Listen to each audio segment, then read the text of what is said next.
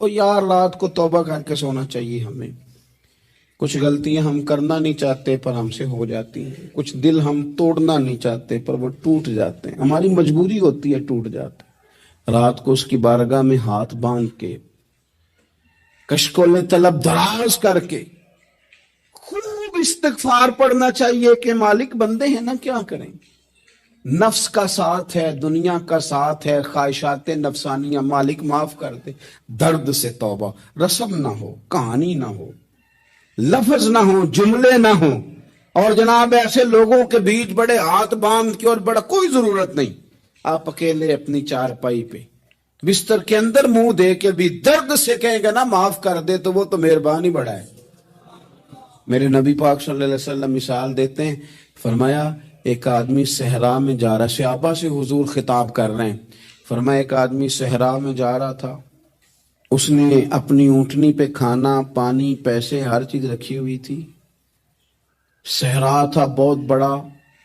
درمیان صحرا کے گیا تو تھوڑا سا سستانے کے لیے آرام کرنے کے لیے اونٹنی سے نیچے اترا.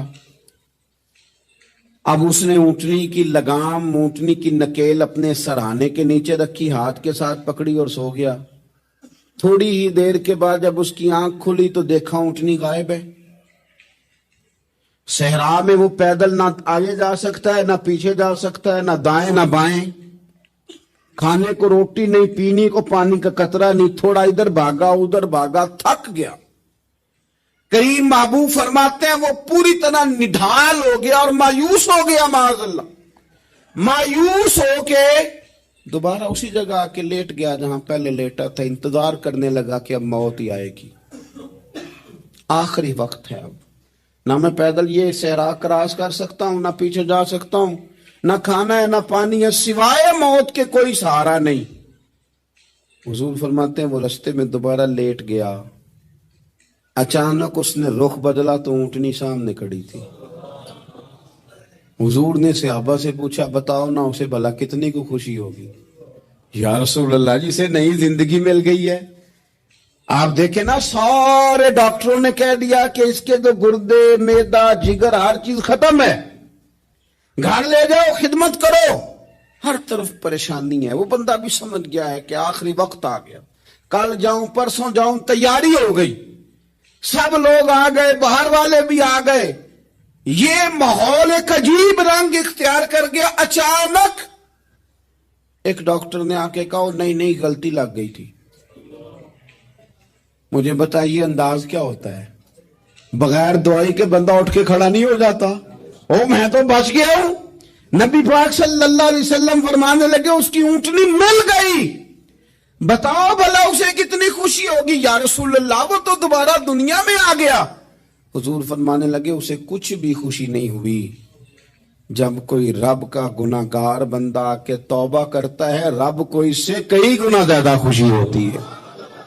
میرا بندہ آ گیا ہے، میرا بندہ آ گیا ہے، میرے گھر آ گیا. اس نے آنسو بہائے ہیں. اس نے کہا اللہ میں تیرا ہی ہوں، تیرا ہی رزق کھاتا ہوں، تیری ہی زمین پہ رہتا ہوں، تیرے نام سے میری سانسیں چلتی ہیں. وہ آ گیا. فرمایا اس اونٹنی والے سے زیادہ رب کو خوشی ہوتی ہے جب گناہگار آ کے توبہ کرتے. گناہگاروں کے آنسو اس کی بارگاہ میں بڑے مقبول ہیں. لیکن ہم رسم ادا کرتے ہیں، توبہ نہیں کرتے. ہم اپنے آپ کے ساتھ دھوکہ کرتے ہیں، جھوٹ بولتے ہیں. ہم بندہ کوئی ناراض ہو جائے تو ہمیں کوئی نہیں نیند آتی، اس کے گھر چلے جاتے ہیں. ہم اپنے سارے رشتوں کو تعلقات کو مینٹین کر کے رکھنے کے عادی ہیں. ہمیں پتہ ہے کہ وہاں میں نہیں جا سکا تو بیٹا بھیجتا ہوں، فلاں شادی پہ میں نہیں جا سکا تو بھتیجا بھیجتا ہوں، بھائی بھیجتا ہوں. ہر تعلق کا ہم نے خیال رکھا کوئی روٹھ نہ جائے. لیکن کمال ہے نا، یہ نہیں سوچا کہ اگر رب روٹ گیا تو جب وہ روٹ جائے نا تو سارے رشتے بھی بندے کے پاس موجود ہوں تو کوئی کارآمد نہیں ہوتا. پھر کروڑوں روپیہ جیب میں ہوں تو ڈاکٹروں کی دوائیاں اثر نہیں کرتی. وہ روٹ جائے تو پھر انسان اس طرح سے پھسلتا ہے کہ بڑے بڑے اس کے پاس دروازے ہوتے ہیں پر کسی جگہ اس کا ہاتھ نہیں لگتا. خدا را خیال کریں، دنیا روٹتی ہے تو روٹ جائے، رب رسول ناراض نہ ہونے پائے، اس کا خیال کچھ لوگ کہتے ہیں اللہ کریم بڑا ہے. اللہ اگر کریم بڑا ہے نا میرے بھائی، تو نبی پاک صلی اللہ علیہ وسلم نے فرمایا وہ بڑا بیوقوف ہے جو خدا کی رحمت کی امید بھی رکھے اور اللہ کو ناراض بھی کرے. تو بیوقوف بندہ ہے. اگر وہ کریم ہے تو پھر تو محبت میں ہی اس کی بات مان، بات تو پھر بھی نہیں مان رہا. کچھ لوگ کہتے ہیں نبی پاک صلی اللہ تعالی علیہ وآلہ وسلم شفاعت کریں گے. بھئی ہمارا تو سہارا ہی اس بات پہ ہے، حضور سفارش کریں گے. پر نبی پاک نے درجنوں جگہوں کہا ہے جو میرے طریقے پہ نہ چلے فلیس منا، مجھ سے نہیں. حضور نے فرمایا جو بڑے کی توقیر نہ کرے، چھوٹے پہ رحم نہ کرے، وہ مجھ سے نہیں. فرمایا جو ملاوٹ کرے وہ ہم میں سے. تو یہ حدیثیں بھی تو یاد رکھو نا. شفاعت کی بات انکار نہیں، حضور گناہگاروں کی ہی کریں گے. لیکن یہ حضور نے جو ہمیں اسباق پڑھائے یہ کس لیے پڑھائے؟ یہ بھی تو ہماری سمجھ کے لیے ہے نا. یہ ساری چیزیں ہم نے غفلت بنا کے اپنے اوپر اوڑھ لی. اور پھر سب سے بڑی بات یہ، جو لوگ جنت کے وارث اور مالک ہیں نا، کریم محبوب نے فرمایا یہ جو میری بیٹی فاطمہ ہے جنتی عورتوں کی سردار ہے. تو یہ تو جنت کی مالکہ اور وارثہ ہیں. وہ تو ساری رات ہی نماز پڑھتی تھی، تو سارا دن عبادت کرتی تھی. پاک سب سے زیادہ تو ان کو تھا. تو یہ تو ایک منٹ کے لیے مصلے سے جدا نہیں ہوئے. اور جنہوں نے صرف امید لگائی ہے، کوئی ان کے پاس ڈگری نہیں، وہ بن کے بیٹھ گئے ہیں. وہ کہتے ہیں جناب جنت مطلب ہم جسے کہیں گے معاذ اللہ وہ ہو جائے گا، دوسرے کو جانے دیتے ہیں. اپنی زندگی میں خوش فہمیاں نہ لائیں، یہ غفلت پیدا کرتی ہیں.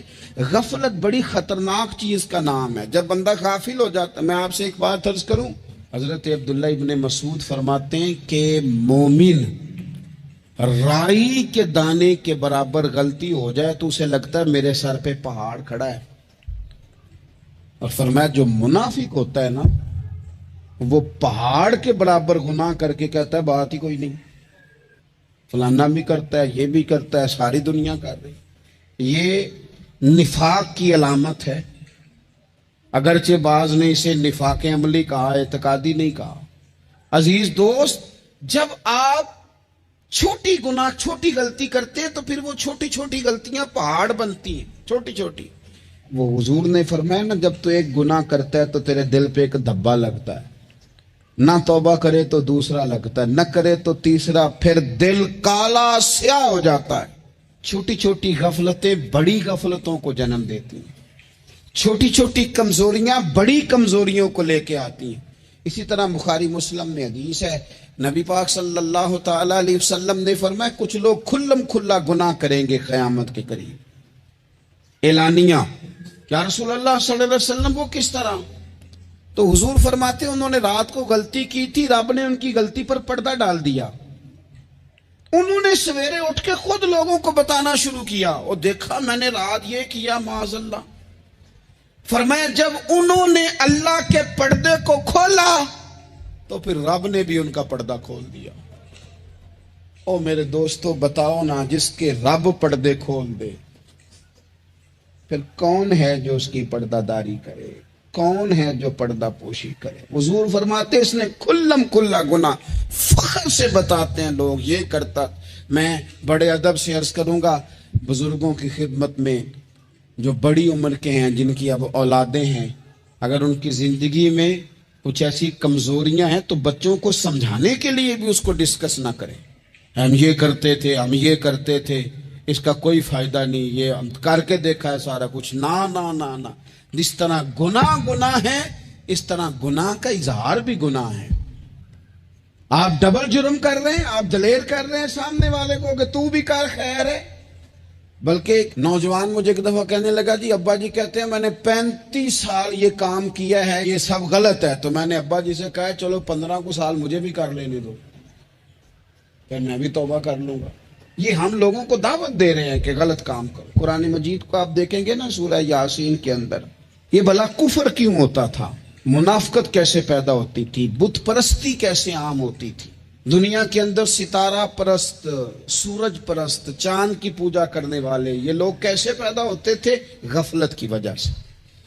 جیسے جیسے یہ اللہ کی بارگاہ سے دور ہوتے جاتے، یہ مختلف قسم کی عبادتوں میں، شرک میں، کفر میں مبتلا ہوتے جاتے۔ قرآن مجید سورہ یاسین کے اندر ارشاد فرماتا ہے کہ اللہ تبارک و تعالیٰ نے قرآن مجید کو اس لیے اتارا ہے لِتُنذِرَ قَوْمًا مَا أُنذِرَ آبَاؤُهُمْ، تاکہ آپ ان لوگوں کو ڈرائیں جن کے باپ دادا کو نہیں ڈرایا گیا۔ اور نتیجہ کیا ہوا؟ فَهُمْ غَافِلُونَ، وہ لوگ غفلت میں چلے گئے، ڈرایا نہیں گیا، سمجھایا نہیں گیا، کسی نے سبق نہیں پڑھایا۔ تو میں آپ سب سے گزارش کروں گا کہ خیر کی بات بتاتے رہیں، خیر کی بات کہتے رہیں۔ خیر کی بات جو ہوتی ہے یہ فائدہ کرتی ہے ہمیشہ، تو غفلتیں اپنی دور کرنی چاہیے۔ دوسرا یہ ہوتا ہے، ایک تو انسان جب وہ دور ہو جاتا ہے چھوٹے چھوٹے گناہ کر کے تو غفلت آتی ہے۔ دوسرا قرآن پاک نے ایک اور مقام پر اس کا ذکر فرمایا ہے، وہ اس طرح فرمایا ہے کہ جو انسان کی پیاری چیزیں ہیں نا بعض اوقات، جن سے وہ لگاؤ پیدا کر لیتا ہے، جن سے محبت اس کی بڑھ جاتی ہے، وہ چیزیں بھی غفلت پیدا کرتی ہیں۔ ان میں دو چیزوں کا تو قرآن پاک نے نام لے کے ذکر کیا ہے۔ ویسے وہ ڈھیر ساری چیزیں ہیں، ایک دو تین نہیں۔ سیاست بھی بندے کو غافل کرتی ہے، دوستوں کی کثرت بھی بندے کو غافل کرتی ہے، کھیل تماشا بھی غافل کرتا ہے، پیسے زیادہ آنے لگ جائیں تو وہ بھی بندے کو غافل کرتے ہیں، تعریف کرنے والے زیادہ ہو جائیں تو وہ بھی غفلت میں مبتلا کر دیتے ہیں۔ بندہ کسی کرسی پہ بیٹھ جائے تو پھر بھی ادھر ادھر دیکھنے کو تیار نہیں ہوتا۔ یہ ساری چیزیں غافل کرتی ہیں، لیکن دو چیزوں کا نام لیا قرآن پاک نے، فرمایا یا ایھا الذین آمنوا لا تلھکم اموالکم ولا اولادکم عن ذکر اللہ، فرمایا اے ایمان والو کہیں ایسا نہ ہو کہ تمہاری اولاد اور تمہارا مال تمہیں اللہ کی یاد سے غافل کر دے۔ مال اور اولاد، بیوی کو، اولاد کو ایک مقام پہ قرآن پاک نے دشمن بھی کہا ہے۔ کب؟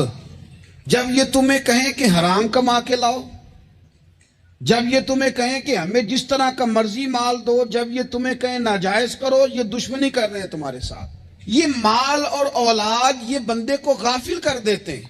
کاروبار کرنا، مال کمانا، بچے پالنا یہ ایک جز ہے زندگی کا، یہ کل زندگی نہیں۔ کل زندگی تو یہ ہے کہ آپ نے دین کے لیے کیا کیا، ملت کے لیے کیا کیا، ملک کے لیے کیا کیا، غریب کے لیے کیا کیا۔ کبھی کسی بندے نے جھونپڑیوں والوں سے پوچھا ہے کہ بارشوں میں تمہارا کیا حال ہوتا ہے؟ وہ کچی آبادیاں جہاں سے گزر کے ہم اپنے بچوں کو دکھاتے ہیں کہ یہ دیکھو یہ پرانے مکان سارے اسی طرح کے ہوتے تھے، کبھی ان لوگوں سے آپ نے پوچھا ہے جو ساری رات چھتوں کے نیچے بالٹیاں رکھ کے وقت گزارتے ہیں کہ چھت ٹپکتی ہے؟ ان سے پوچھا ہے کہ رات بچے سو پائے تھے کہ نہیں؟ اچھا جی بارش ہو رہی ہے تو پھر ہم نے کیا کرنا تھا؟ ہم نے گھر والوں کو پکوڑوں کا آرڈر دینا تھا، وہ وقت پہ دیا۔ ہم نے کہا تھا کوکنگ آج اپنی۔ یہ کب ہوتا ہے؟ جب قومیں غافل ہو جاتی ہیں مال میں، مزوں میں، اپنی ذاتی زندگی کے پیچ و تاب میں، پھر وہ اتر کر دائیں بائیں دیکھنا پسند نہیں کرتی۔ اللہ فرماتے مال اور اولاد کہیں تمہیں اللہ سے غافل نہ کر دے، کہیں ایسا نہ کر بیٹھنا کہ تم اس میں الجھ جاؤ پوری طرح اور تمہیں صرف اور صرف اپنے بچے یاد رہ جائیں۔ تجارت کرنی چاہیے، لیکن ہم تجارت نہیں کرتے، بانی تاجر جاتے ہیں، ہر چیز کو تجارت کی نظر سے دیکھتے ہیں۔ ڈاکٹر آپ بنیں لیکن زندگی ساری ہی آپ ڈاکٹر بن کے نہ گزاریں، آپ کے کچھ اور تعلقات بھی ہیں، کچھ اور رشتے بھی، ان پر بھی تھوڑا غور کر لیں۔ غفلتیں تیزی سے آتی ہیں اور وہ آ کر کے ہمارے اوپر حاوی ہو جاتی ہیں۔ جو پرانے لوگ تھے نا غافل نہیں ہوتے تھے، بڑے بڑے لوگ اپنے آپ کو کنٹرول کرتے تھے، دیکھتے تھے کہ یہاں کوئی چیز مجھ پہ حملہ آور تو نہیں ہو رہی، فلانی چیز کہیں میرے اوپر زیادہ قبضہ تو نہیں کر رہی۔ وہ پھر ان چیزوں سے اپنے آپ کو بچاتے تھے۔ نفسانی خواہشات کا غلبہ یا دوستوں کی تعریفیں یا ادھر ادھر کی چیزیں، وہ اپنے آپ کو تیزی سے اس سے بچاتے۔ اس رستے سے اجتناب کرو جو رستہ غفلت لاتا ہے، جو رستہ تکلیف میں مبتلا کرتا ہے. جو دم غافل سو دم کافر. سانو تے مرشد ہوئی پڑھایا ہو، ہمیں تو یہ سبق دیا گیا. مجھے کہہ لینے دیں، ہم میں سے ڈھیر سارے لوگ ہیں، پلٹ کر اپنی زندگی دیکھیں، اپنے آپ پر غور کریں، تو ہم اتنے قابل تھے کہ شاید ہمیں کوئی اپنے دروازے پر چوکیدار بھی نہ رکھتا، لیکن جب اس نے نواز دیا تو ہمارے لہجے ہی بدل گئے، ہمارا انداز ہی کچھ اور ہو گیا. شاید کوئی ہم سے سلام بھی نہ لیتا، لیکن جب اللہ نے نواز دیا تو لفظ اور جملوں کے اندر پھر ہمارے وہ رنگ آ گیا جو نہیں ہونا چاہیے تھا. کیوں؟ کہ مال آیا تو غفلت لایا. حضرت عمر فاروق کے زمانے میں جب مال آتا تھا تو وہ رویا کرتے تھے، فرماتے تھے یہاں جی آتا ہے وہاں غفلت بھی آتی. اپنی زندگی سے غفلت کا پردہ اٹھائیں.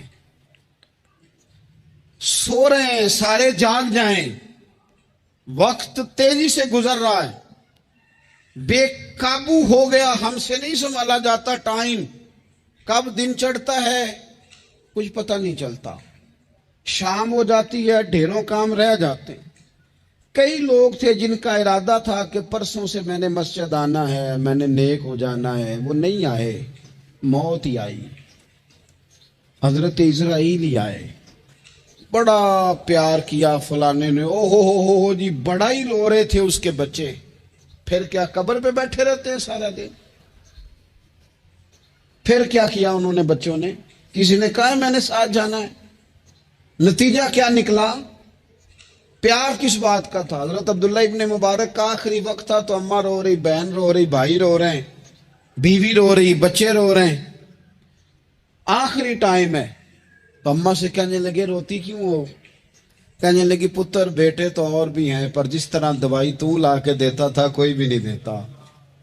فرمانے لگے بہنوں سے اور بھائیوں سے تم کیوں روتے ہو؟ کہنے لگے تو موجود تھا تو ہمیں کوئی ڈر نہیں تھا، ہر مشکل میں تو پہنچ جاتا تھا. بچوں کی طرف دیکھ کے کہو تم کیوں روتے ہو؟ وہ کہنے لگے ابا جی ابھی تو ہمارے بیاہ ہونے تھے اور آپ جا رہے ہیں. بیوی سے کہا تو وہ کہنے لگی بادشاہی تو تیرے سر پہ تھی، یہ بچے پوچھیں گے مجھے؟ تو حضرت عبداللہ ابن مبارک نے سر سجدے میں رکھا اور کہنے لگے مالک میں سمجھ رہا تھا یہ مجھے رو رہے ہیں، یہ تو اپنی ضرورتوں کو رو رہے ہیں. میرا خیال تھا کہ میرے جانے کا انہیں ڈر لگا ہوا. نہ ان سب کو تو اپنا اپنا مسئلہ ہے کہ میرا کیا بنے گا تو میرا کیا بنے گا تو میرا کیا بنے گا. پھر کھول کے روئے اور سب کی طرف دیکھ کے کہنے لگے اور تمہارا تو مسئلہ پیچھے حل ہو ہی جائے گا، اکٹھے بیٹھے ہو. میں سوچ رہا ہوں قبر میں جاؤں گا تو میرا کیا بنے گا. رب کی بارگاہ میں حاضر ہونا ہے، سوال جواب ہونے ہیں، حساب دینا ہے. وہ مجھ سے کڑے سوالات پوچھے گا تو جنا لئی تو پاپ کمائے دس نہ ہن کتھے نہیں ہو تیرے کر دے، بلا ان کو تیرے حصے کا حساب. میرے عزیز غفلت کی بکل کھول دینی چاہیے، وہ دروازہ بند کریں جہاں سے غفلت آتی ہے. خدا را کوئی نہیں، آپ یقین کریں رسمی دعائیں رہ گئی ہیں، رسمی. 2 موبائل ہاتھ میں پکڑے ہوتے ہیں، کل کے ٹائم پتر نے 2 موبائل اور 2 موبائل پکڑ کے وہ کہہ رہا ہوتا ہے مولوی صاحب بات دعا 5 منٹ اور لمبی کر دینا، دیگ میں ذرا دیر ہے. او تو ادھر بیٹھو، چھوڑ دیگ کو، تیرا تو باپ چلا گیا، رو بیٹھ کے مصلے پہ، مالک سے کہہ اسے معاف کر دے. او تو آج ہی افسر بن گیا، تیرے لہجے میں آج ہی کچھ اور آ گیا، تجھے تو 3 دن میں ہی ہر شے بھول گئی. 3 دن میں ہی تو تیسرے دن اس طرح کے لفظ ادا کر رہے کہ جن سے محسوس ہوتا ہے کوئی 2-4 دن بھی کوئی کہیں بیٹھ کے دعا کرتا ہے. اپنی غفلت کا دروازہ کھولیں، ورنہ اکثر آنکھیں تب کھلتی ہیں جب آنکھیں بند ہونے کا ٹائم آ جائے. ایک بات صرف اپنی زندگی میں طاری کر لیں، اس کو بھولے نہیں کبھی، اپنا حساب خود کریں. جس طرح ہم پیسے سارے دوستوں کے ساتھ ساری چیزیں ٹھیک ہیں، لیکن اگر ذاتی پیسے گننے ہوں تو وہ اندر سے لوگ دروازہ بند کر کے اپنے بال بچوں کے ساتھ گنتے ہیں، ان میں لوگوں کی شراکت داری پسند نہیں کرتے، چونکہ ذاتی مسئلہ ہے۔ اور ٹھیک ہے بات، بھئی کسی کا ذاتی مسئلہ ہے، وہ ٹھیک کر رہا ہے جو بھی کر رہا ہے۔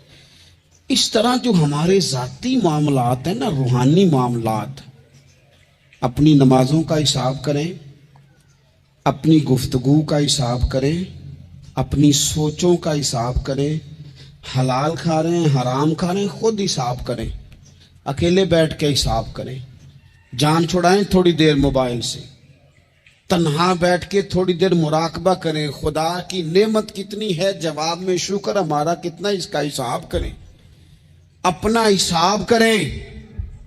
اور حضرت عمر فاروق کا وہ جملہ یاد رکھیں، فرمایا کرتے تھے اپنا حساب کر لو اس سے پہلے کہ تمہارا حساب کیا جائے، یہ نہ ہو کہ پھر رب رسول حساب کریں اور تمہارے لیے مشکل ہو جائے۔ اپنا حساب کریں۔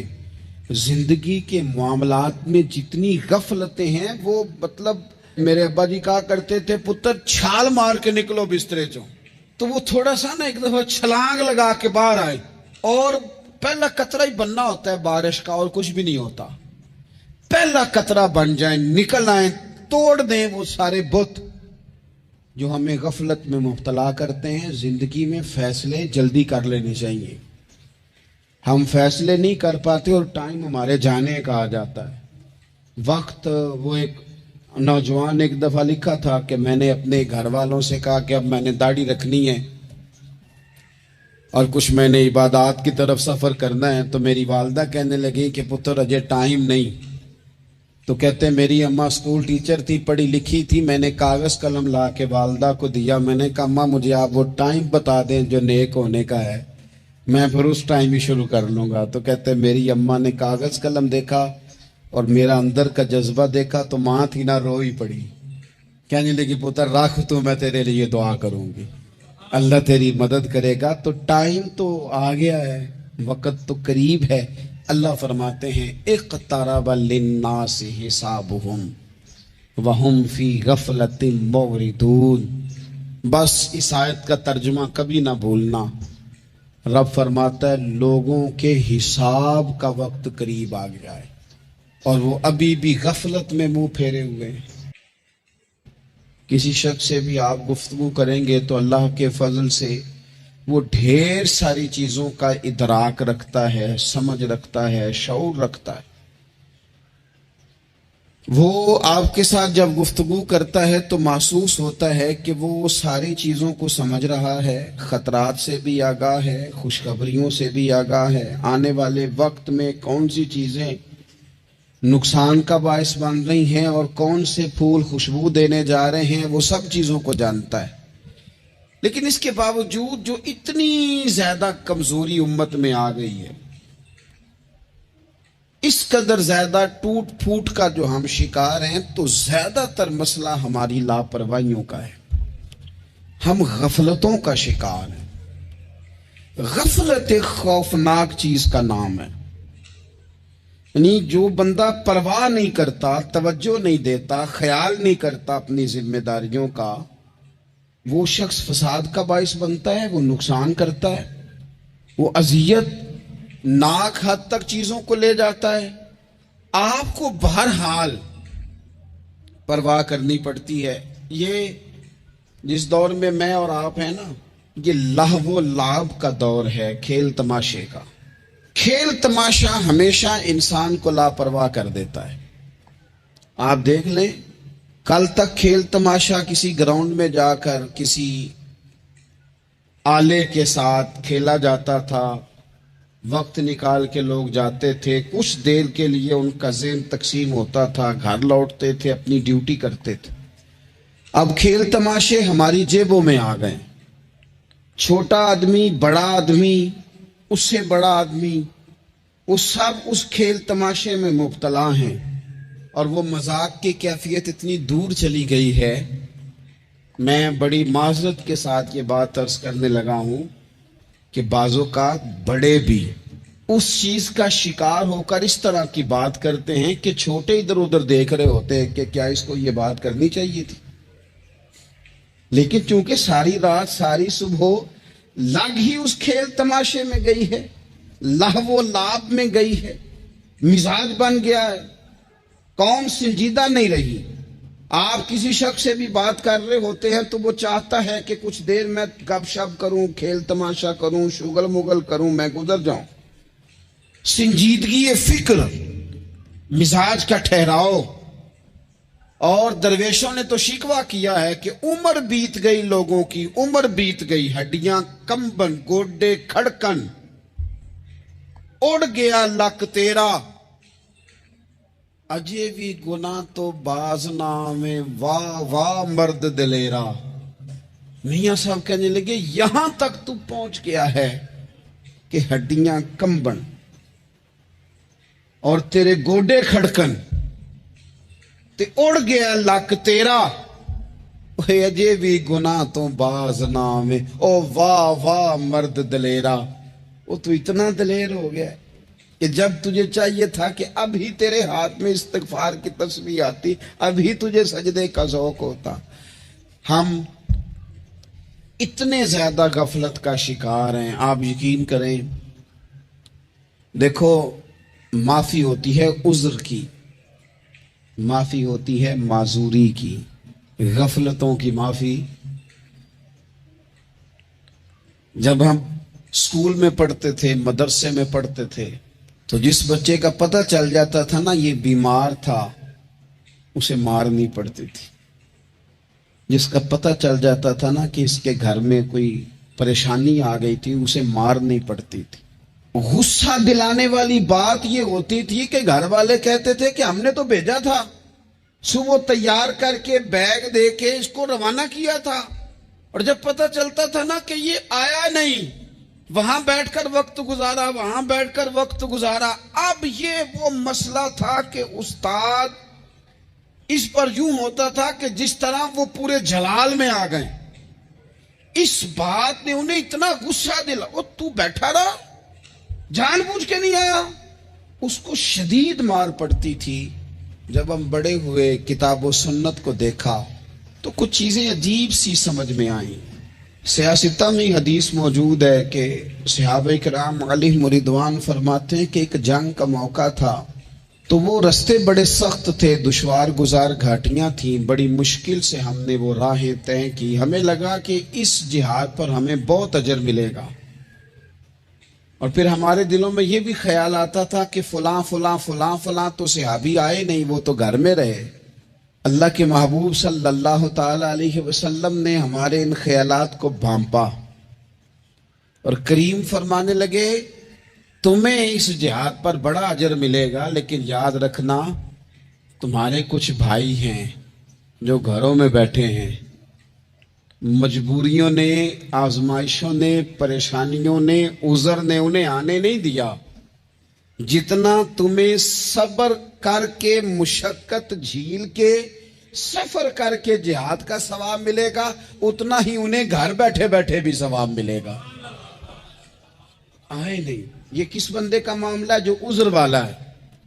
اور اگر کسی کے اجتہاد میں غفلت ہو گئی، حضرت کعب بن مالک رضی اللہ تعالی، یہ بھی صحیح بخاری میں، کل چلا جاؤں گا، حضور تو جہاد پہ چلے گئے لیکن اجتہاد میں غفلت ہو گئی، کل چلا جاؤں گا، پرسوں جاؤں گا، ترسوں، فرماتے میں جا ہی نہیں سکا، حضور واپس آ گئے۔ جن منافقوں نے جھوٹ بولے جا کے کہ یہ مسئلہ ہو گیا تھا، یہ مسئلہ ہو گیا تھا، ان کو تو مل گئی معافی، لیکن میں چونکہ مخلصین میں سے تھا خدا کے فضل سے، اور ہو گئی تھی غفلت، 50 دن نبی کریم مجھ سے ناراض رہے۔ 50 دن اللہ کے لیے کہ تو رب کے رستے میں جہاد کرنے نہیں آیا، 50 دن حضور ناراض رہے۔ فرماتے تھے مدینے کی گلیاں میری تھیں، سب میرے اپنے تھے، پر کریم جو ناراض تھے تو کوئی پھر سلام بھی نہیں لیتا تھا۔ مجھے یوں لگتا تھا کہ مجھے دیکھ کر ہوائیں اور فضائیں بھی رستے بدل جاتی ہیں۔ 50 دن میں مسجد میں آتا تھا، جب میں چہرہ ادھر کرتا تو حضور مجھے دیکھتے، اور جب میں حضور کو دیکھتا تو کریم چہرہ بدل لیتے، میں ویکھاں تے یار نہ ویکھے۔ ਤੇ ਜਦੋਂ ਨਾ ਵੇਖਾਂ ਉਦੋਂ ਵੇਖੇ ਏਡੇ ਨਸੀਬ ਕਿੱਥੋਂ ਤਤੜੀ ਦੇ ਮੇਰੇ ਵਿੱਚ ਵੇਖਣ ਦੇ ਵੇਖੇ ਗੁਲਾਮ ਫਰੀਦਾ ਬੂਵੇ यार दे मरना भावे वेखे या ना वेखे। खत्म हो गई बात। हजरत काब बिन मालिक कहते 50 दिन के बाद फिर रब करीम ने मेरी तौबा कबूल की और मदीने वाले रसूल ने ऐलान फरमाया जो उज़र की वजह से नहीं जा सके मजबूरी से उन्हें घर बैठे बैठे सवाब है, लेकिन जिनके इज्तिहाद में गफलत हुई, समझने में गफलत हुई, कल परसों तरसों चले जाएंगे, उनसे 50-50 दिनों की नाराजगी है।